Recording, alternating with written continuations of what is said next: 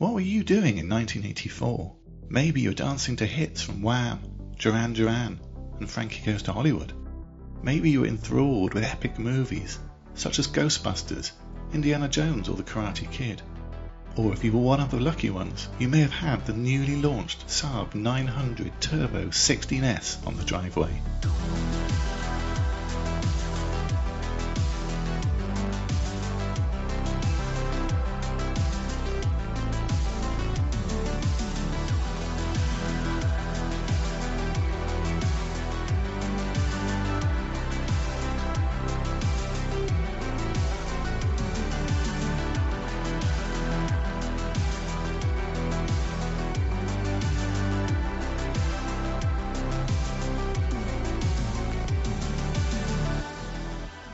While the Turbo 16 engine, the B202L, may have not had the same impact as Ralph Macchio's legendary crane kick, in the 40 years since its release, there is no doubt that it has reached sensei status for classic car enthusiasts worldwide.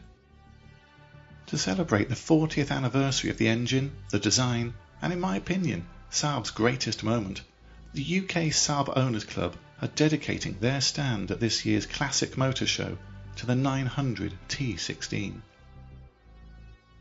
This year's stand is being organised by Saab fanatic Matt Searle, so I wanted to catch up with him to hear his Saab story and find out what he has lined up for the show.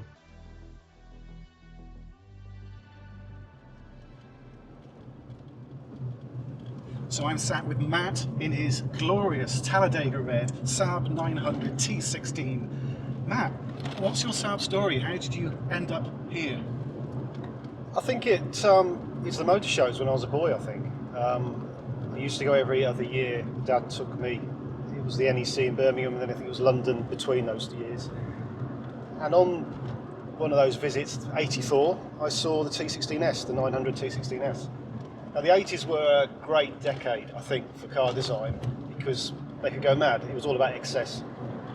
And there was always a halo model in the range, and that was the sports model. It may have a rear spoiler, front splitter, but of course there was no body kit that looked like a 900 T16S body kit. It was an aerodynamic kit that clad half of the car, and in doing so it was very clever. Not only did it improve the top speed, it sorted out a lot of the peculiar aesthetic quirks of the 900. The boat-shaped almost hull the car has, which means it always looks higher off the road than what it was. Yeah.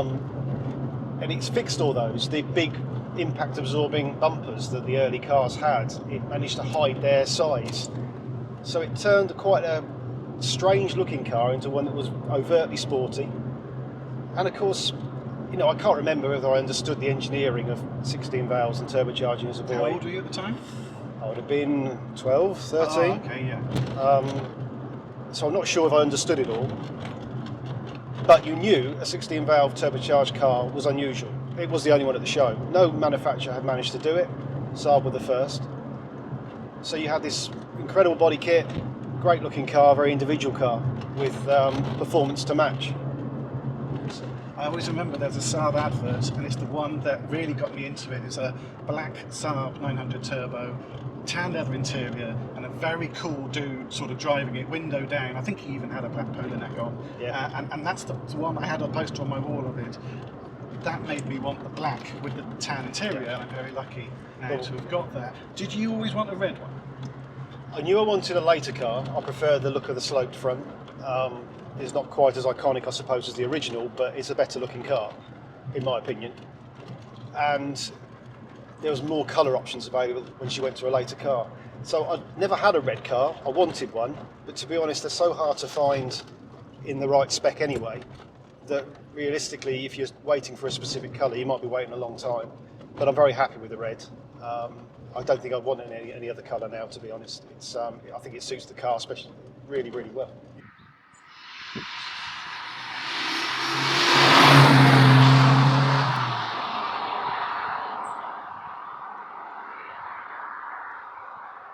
So tell me about this particular car.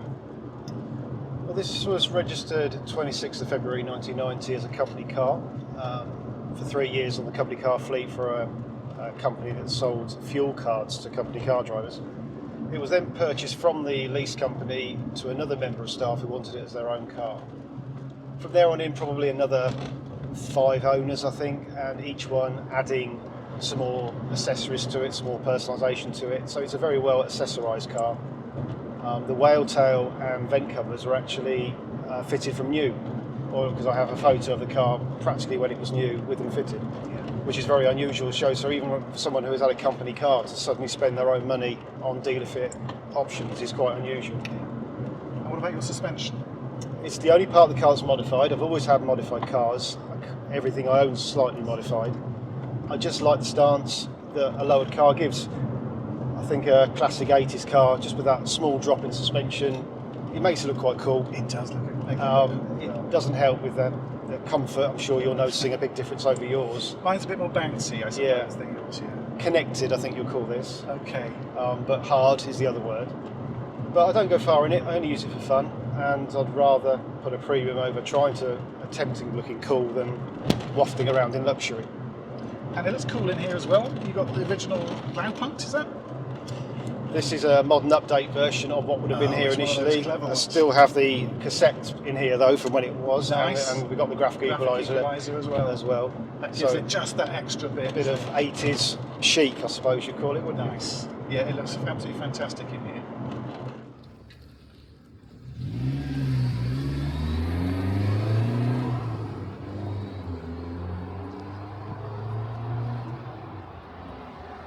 And you can hear in your voice your almost fanaticism, I think, about Saabs. It's not the only Saab you have, is it? No, Daly's always been 9.3s. Currently Turbo X 9.3, the car that celebrates 30 years of Saab turbocharging, which has a lot of the clues from this car in it. So when I look down the dashboard on the Turbo X, I still see the same boost gauge that I see here. Nice. Which is a nice touch. Yeah. And your fanaticism has gone to the point where you didn't want just to own one and work on one. You wanted to research it, you wanted to get into it a little bit more, and you've released the book, Icon, about the 900. What led you to wanting to, I suppose, why did we need another book on Saabs? Well, there was never really any intention to write a book. It was purely my curiosity. Lockdown happened, very little to do. I'd read reports of a British company called International Automotive Design being responsible for the body kit on this car. And that intrigued me. There was not much in Britain about it anywhere else. So through lockdown, I used LinkedIn, started tracking down all old IAD designers, and that led a chain from one to another until eventually I found the right guy.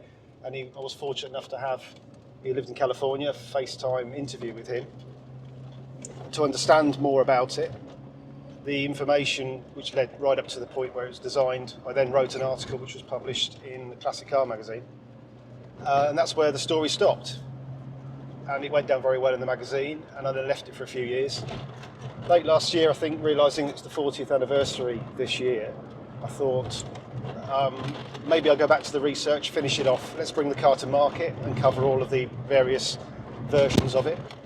And was delighted to find it more story, more things to write about. Nothing ever goes right in bringing a car to market, not all the time, and there was lots more twists and turns along the way. And with all this information, all I required was a bit more photography, and I thought to myself, I've got a good coffee table book here, and maybe I'll sell 50 copies to friends and owners, and that'll be good. It'll be a nice little passion project. The book Icon launched in April this year. What's the reception been like? It's been quite amazing, really, from not expecting to sell many to selling it all the way around the world. It was quite a surprise. It's very British-centric, so I didn't expect the audience abroad to want it, but in all honesty, I've probably sold as many abroad as I have here. Saab love is all over the world. They do love them. They absolutely love them. And like I said, it's been quite rewarding to see the feedback from people who love it. And you have done an American version, is that right? We did a very small print run for specific for the American market, which sold out very, very quickly. It has a little bit more SPG content, as they call it over there. Yeah. Essentially, it's the same book, but just with a little bit more for them.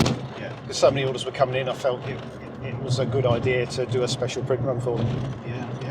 And the book really is launched in the 40th anniversary year of the T16 S. And not only that, you are organising the Saab Owners Club stand at this year's NEC Classic Motor Show. People come along, what could they expect? Firstly, the show itself, it's huge. With a whole day there, you'll probably still miss things. And it's easy to think of the show being sort of full of MGBs or old Rovers and that sort of classics. But of course, what defines a classic's changing all the time. And you go there now and you'll see 90s cars there. Yeah. So it's very easy to relate to everything that's there. You've either driven it, your mum's taken to school in it. It's amazing. It's a very good day out. And yeah, I was fortunate enough that Ellie Wilson, the vice chairman of the Saab club, who always organises and does a very good job organising the NEC shows, he said, let's continue the 40th anniversary of the car. I'll hand it over to you and do what you like with it, really.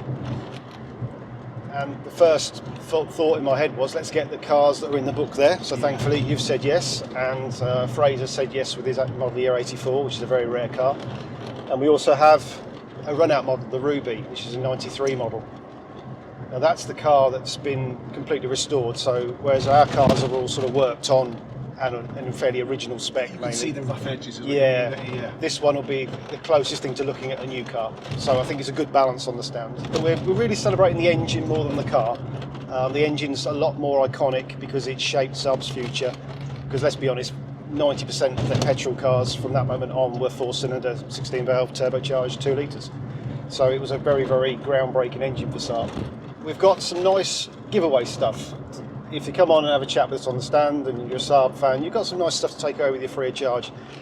I think we're just trying to spread the love a bit, and also maybe that feeling of when you went to a motor show when you were younger and you collected all the free tat and you went home. Yeah.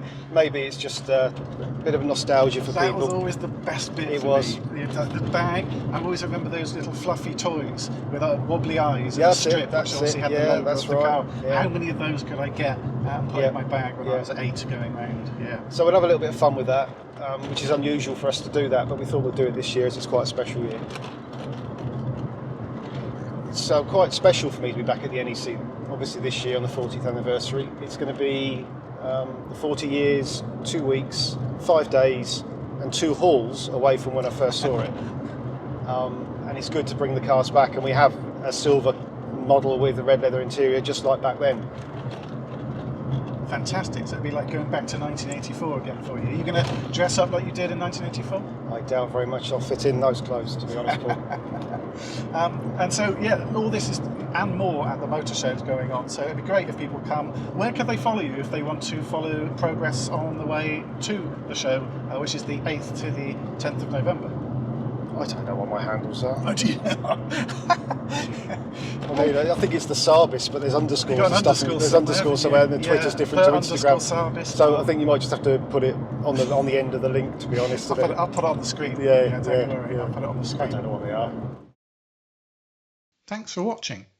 If you want to come along to the NEC Classic Motor Show this year, you can get a £4 discount on an adult day ticket with the club discount code I'll pop on your screen now. I'll be there, as will Matt and all the cars mentioned in this video. And if you do come, please stop by and say hello.